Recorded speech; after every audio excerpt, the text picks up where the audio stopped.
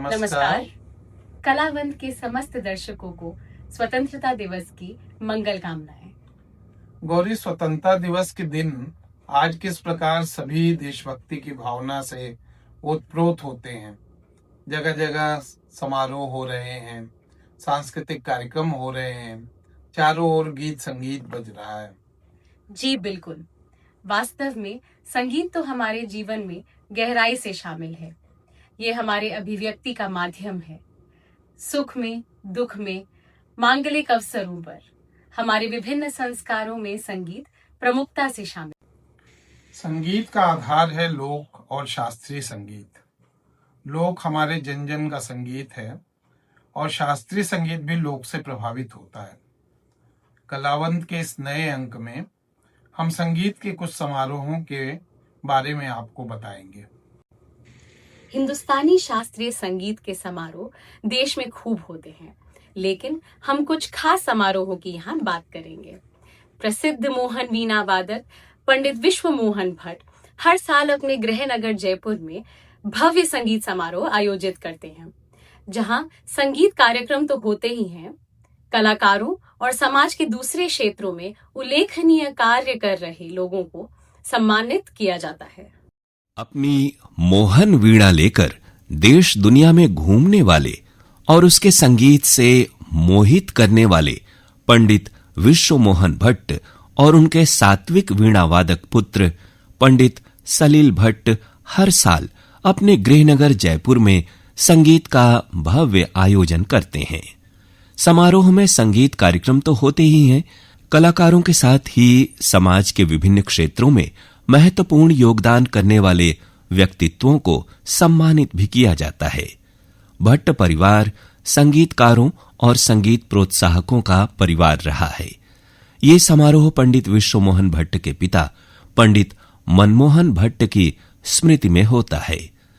Rajasthan international centre में 27 और 28 जुलाई को जब इस वर्ष इसका आयोजन हुआ तो संतूर वादक पंडित सतीश व्यास, वायलिन वादक पंडित दीपक जी, सितार वादक पंडित पार्थ बोस, शास्त्रीय गायक पंडित उमेश कंपूवाले, कथक नृत्यांगना श्रृंजनी कुलकर्णी और युवा बांसुरी वादक निबिर शर्मा ने अपनी सुर लहरियों से मोहक प्रभाव उत्पन्न किया।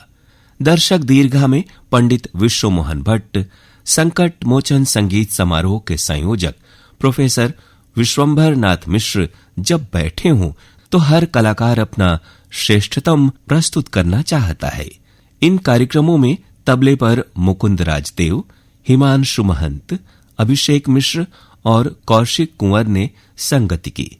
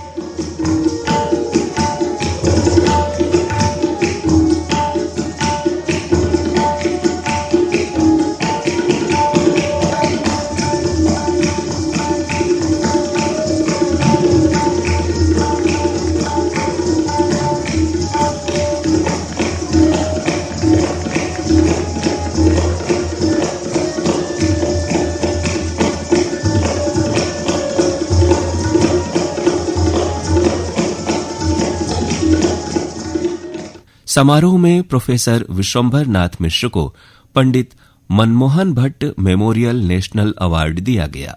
वे संकट मोचन मंदिर के महंत और भारतीय प्रौद्योगिकी संस्थान वाराणसी में इलेक्ट्रॉनिक अभियांत्रिकी के वरिष्ठ प्रोफेसर होने के साथ ही पखावज वादक भी हैं। समारोह में संगीत प्रस्तुत कर रहे कलाकारों के साथ ही जयपुर के लोकप्रिय गायक रविंद्र उपाध्याय, वायलिन वादक मनभावन डांगी, तबला वादक बद्री नारायण और चिकित्सक राकेश मिश्र को भी सम्मानित किया गया। सभी को पंडित विश्व मोहन भट्ट ने सम्मानित किया, जबकि दोनों दिवसों में संचालन का दायित्व पंडित सलील भट्ट पर था।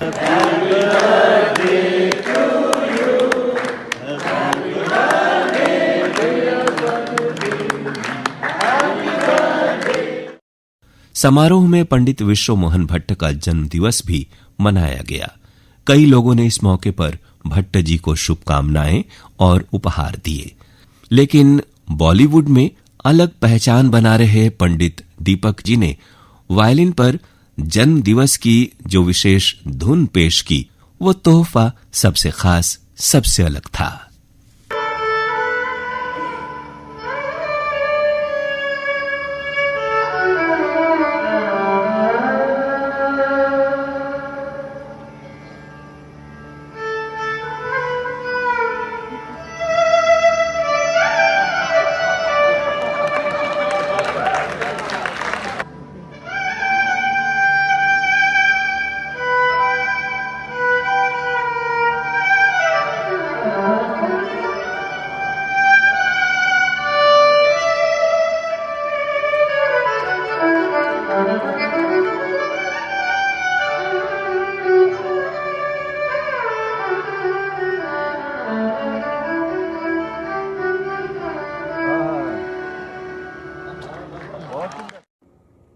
गौरी हिंदुस्तानी शास्त्रीय संगीत को लेकर अक्सर यह कहा जाता है कि नई पीढ़ी इससे बहुत नहीं जुड़ पा रही है। लेकिन विभिन्न टीवी चैनलों पर संगीत को लेकर जो रियलिटी शो होते हैं, उन्हें सुनते हुए लगता है कि हमारी नई पीढ़ी भी शास्त्रीय संगीत से कितनी गहराई से जुड़ पा रही है। दूसरी ओर कुछ संस्थाएं नई पीढ़ी में शास्त्रीय संगीत को लोकप्रिय बनाने के अपने प्रयास में लगी हैं। ऐसा ही एक अभियान है बेनू हेरिटेज। पिछले दिनों इसका एक समारोह गोरखपुर में छात्र छात्राओं के बीच हुआ। आइए आपको इस समारोह में लिए चलते हैं।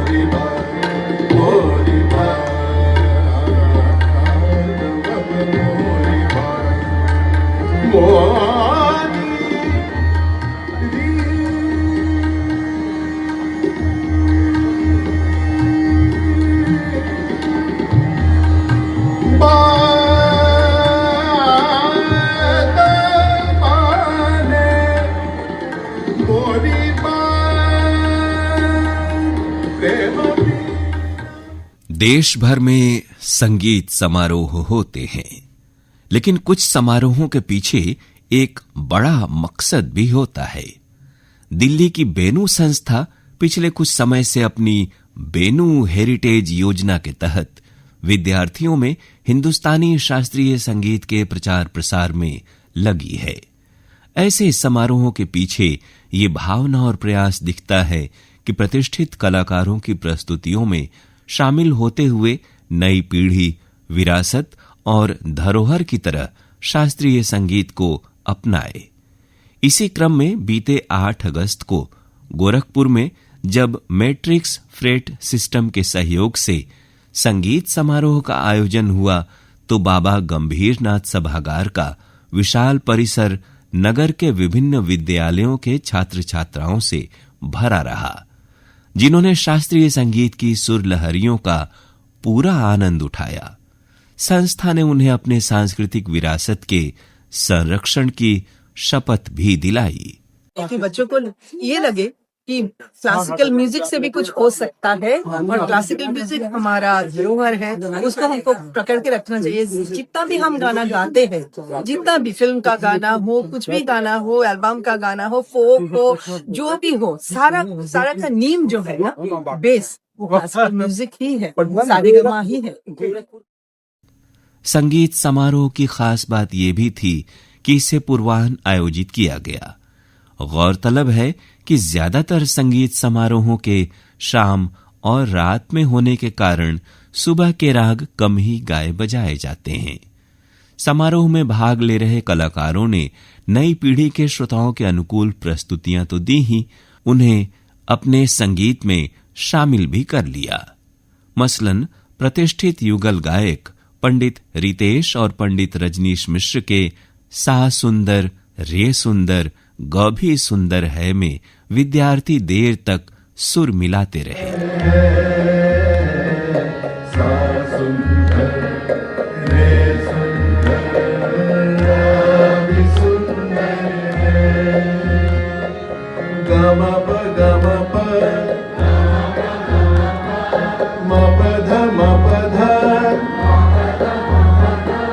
प ध नि प ध नि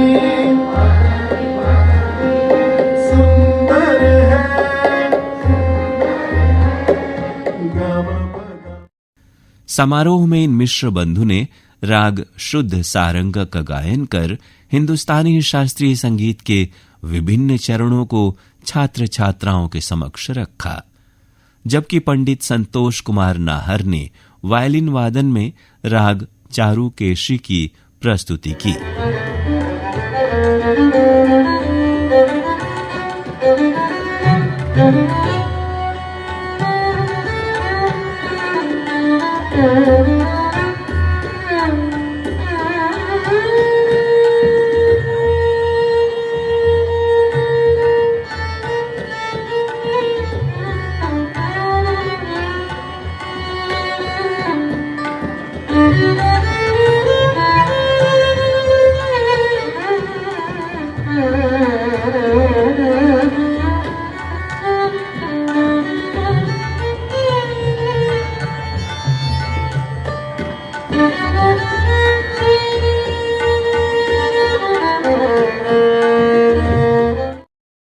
समारोह का आरंभ युवा गायक अर्घ्य चक्रवर्ती के मियां की तोड़ी के गायन से हुआ। राग में विलंबित मध्य और द्रुत लय की रचनाओं और तराना के गायन के बाद उनके कबीर भजन को खूब पसंद किया गया। इन कार्यक्रमों में तबले पर राजकुमार नाहर, राजेश मिश्र और सिद्धार्थ चक्रवर्ती ने और हारमोनियम पर सुमित मिश्र और मोहित साहनी ने संगत की।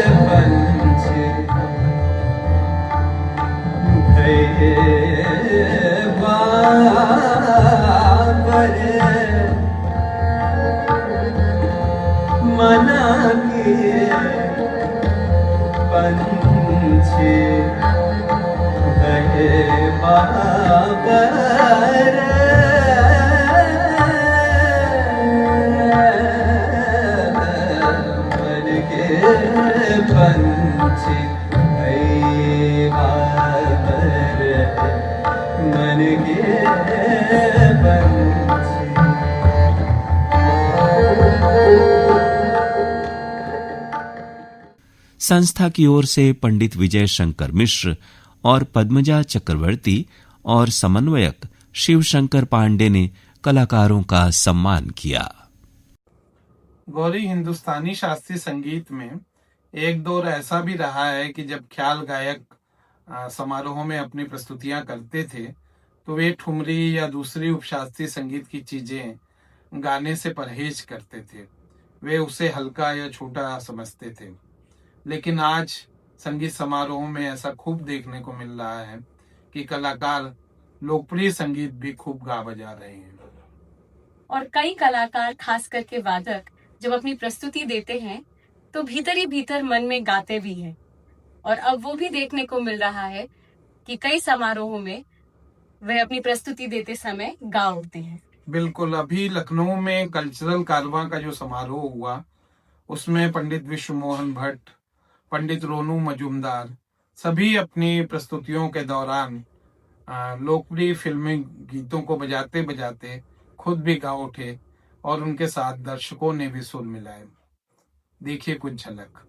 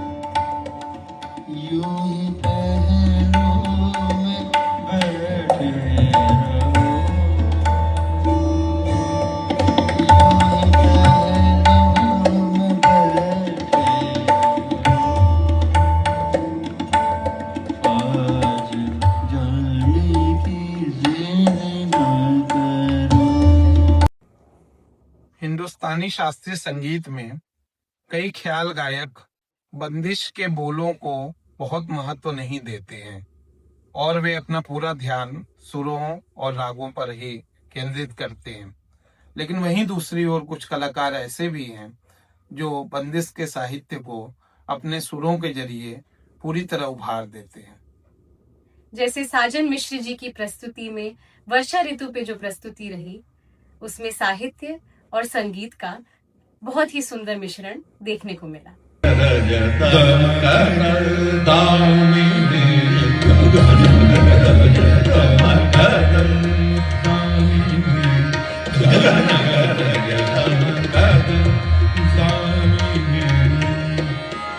ये साहित्य उत्सव भी है, तो साहित्य को भी जीना आना चाहिए। गगन गगन गदम कतदानी, ये साधारण स्टूडेंट्स के लिए और जो गवैये हैं उनके लिए कल्पना करना है कि गगन गरज दमकत दामिनी,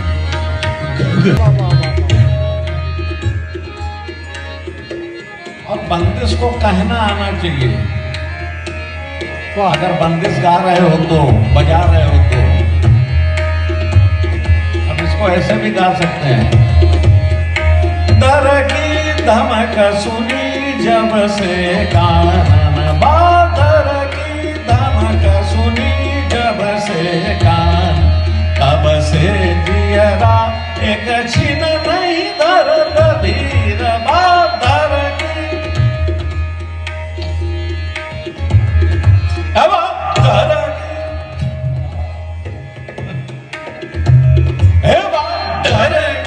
धमक सुनी जब से कान, तब से जियरा एक छिन नहीं धरता धीर, बादर की धमक सुनी जब से कान, दादुर मोर पबिहा शोर मचावे, दादुर मोर पबिहा शोर मचावे, दादुर मोर पबिहा शोर मचावे, कोयल के कोकत ही मन भावे, रामदास के मोहन प्यार हर दस गगन के वीर, बादल की बादल की बादल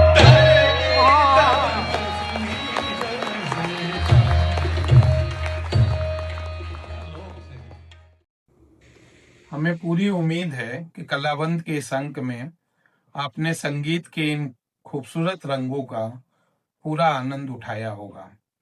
कलावंत में इस बार से हम एक नया स्तंभ भी शुरू कर रहे हैं, जिसमें संगीत, रंगमंच, कला के क्षेत्र के विभिन्न लोगों से बातचीत कर हम उनके प्रेरणादायक व्यक्तित्वों की चर्चा करेंगे।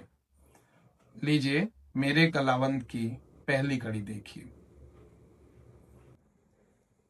तो हमारे जो कलावंत रहे हैं मेरे हृदय के स्थल से, प्रवीर गुहा जी। मैं बंगाल गया प्रयागराज से कलकत्ता रंगमंच की पढ़ाई लिखाई के लिए, तो कई सारे रंगमंच समूहों से जुड़ा मैं, पर एक संतुष्टि नहीं मिल पा रही थी कि मैं आखिर, और मुझे स्पष्टता भी नहीं थी कि आखिर मेरा रंगमंच कैसा होगा, मेरा अभिनय कैसा होगा। फिर प्रवीर गुहा का रंगमंच मिला मुझे, और उससे एक कनेक्शन बनना, एक संबंध बनना आरंभ हुआ कि हाँ, इसमें आंगिक है, और आंगिक के साथ ही साथ इसका जो विषय वस्तु है वो बिल्कुल आम जन के आसपास जाके घूमता है। तो एक तो अभिनय की जो भाषा, आंगिक और जो विषय वस्तु, इन दोनों का एक बहुत ही उम्दा संयोग वहां पर मुझे मिला। तो प्रवीर गुहा से अभिनय इस तरह से मेरा सीखना हुआ, और अभिनय सीखते सीखते सीखते सीखते प्रवीर गुहा के साथ काम करते हुए ही नाटक के निर्देशन का जो बीज है, नाटक का निर्देशन होने का जो एक पूरा प्रक्रिया है, वो मेरे अंदर पनपना शुरू हुआ। और मैं बहुत शुक्रगुजार हूं कि मुझे प्रवीर गुहा जैसे कलावंत से मुलाकात हुई, और उसके बाद तमाम बहुत सारे नाटकों का मैंने निर्देशन किया, बहुत खोजबीन हुई उसमें। एक बहुत ही अद्भुत क्षण आया जब मुझे प्रवीर गुहा के रंगमंच का विश्लेषण भी करना था और मुझे अपने रंगमंच का उसमें से सूत्र भी निकालना था, उसमें से एक धारा भी निकालनी थी। एक बहुत महत्वपूर्ण चीज है कलावंत के साथ जब आप जुड़ के काम करते हैं, तो एक महत्वपूर्ण जो मुझे प्रक्रिया लगती है अब, वो ये कि कलावंत आपको जाते ही दिशा नहीं दे सकते या जाते ही दिशा नहीं मिलती है। किसी दिशा को प्राप्त करने की एक यात्रा है। आपको धैर्य और अपने आप को केंद्रित करना होता है उस विषय। तो प्रवीर जेठू के साथ 2003 में जुड़ा, 4 में 5 में नाटक निर्देशन कर रहा हूँ। और मजेदार बात देखिए कि पश्चिम बंगाल के कलकत्ता में जो रविंद्र सदन का मैदान है, जहाँ पर तमाम नाटकों की प्रस्तुतियां होती हैं, वहां पर एक ऐसा क्षण है कि मेरे भी नाटक की प्रस्तुति होने वाली है और मेरे कलावंत प्रवीर गुहा जेठू की भी प्रस्तुति होने वाली है। तो प्रवीर गुहा जेठू ने मुझे ये कहा कि पहले राजकुमार की प्रस्तुति होगी और फिर उन्होंने वो देखिए, वो एक धैर्य जो है वो एक कलाकार की सर्वश्रेष्ठ पूंजी हो सकती है। और अपने ध्यान का केंद्रीयकरण करना पूंजी का एक अगला चरण हो सकता है। तो इस तरह से देखिए कलावंत का सहयोग मिलता है और एक रंग यात्रा फूट पड़ती है। प्रवीर गुहा के साथ आंगिक रंगमंच और विषय वस्तु तक का ही संबंध नहीं रहा है। ये संबंध भी रहा है कि आप अभिनय को देखते कैसे हैं। अब देखिए, केवल आंगिकम और सामाजिक मुद्दे की बात ही नहीं कर रहा हूं, उसमें संगीत के पुट की भी बात कर रहा हूं कि नाटक में संगीत आएगा कहां से। अभिनय, कथा वस्तु और संगीत, तो संगीत का भी एक रंगमंच का संगीत, नाटक का संगीत कैसा होगा, ये भी प्रवीर गुहा के रंगमंच में दिखाई देता है कि वो संगीत आएगा कहां से, उसकी खेती कैसे होगी और उसकी निर्मिति कैसे होगी। ये तीनों मिलके नाटक का जो मकसद है दर्शकों तक पहुंचना, वो कैसे पहुंचेगा। तो ये 3 बड़े पहलू रहे हैं जो आपको दिशा देते हैं। इसीलिए प्रवीर गुहा का जो रंगमंच है वो वैकल्पिक रंगमंच के तौर पर हमें दिखाई देता है।